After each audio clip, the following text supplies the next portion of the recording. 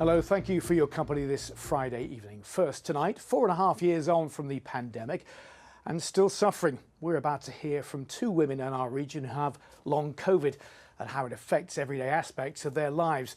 There are calls for more research into long COVID and for the government to undertake a consultation with patients to better understand the condition and help with rehabilitation. Corinne Wheatley takes up their story. A short walk with the dogs is now all Shona Jagger can manage. The PE teacher from York once had a really active lifestyle, but she's been suffering from long COVID since she caught the virus at Christmas 2021.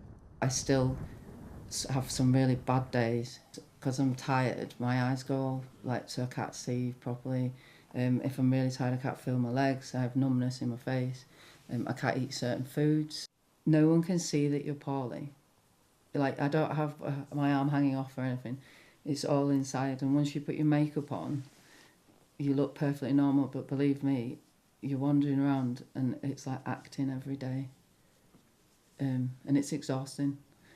Shona was also diagnosed with postural tachycardia syndrome, often referred to as POTS, which means her heart rate increases very quickly after standing up. At one point, her long COVID symptoms meant she was struggling to simply get dressed and even had to relearn how to speak.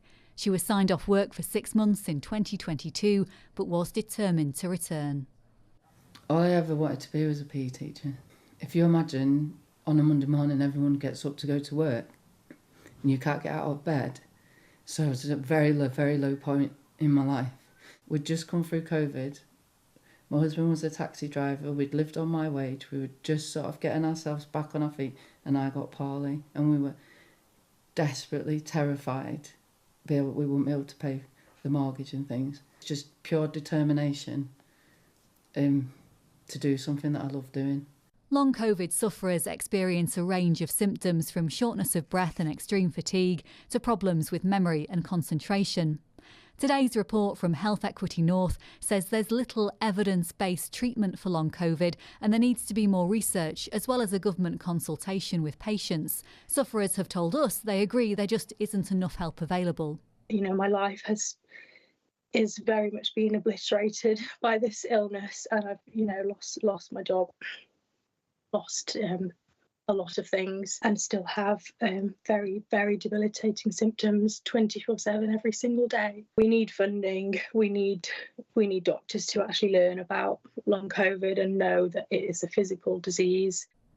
Shona's still doing the job that she loves, but her life has changed completely. She says the lack of support and crucially follow-ups on her care has been a huge frustration. It comes from you. It doesn't come from them. They don't ring you up and say, "Oh, how are you getting on? I put you on this medication. How's it going?" If you just sit and wait for the NHS, you won't get the help.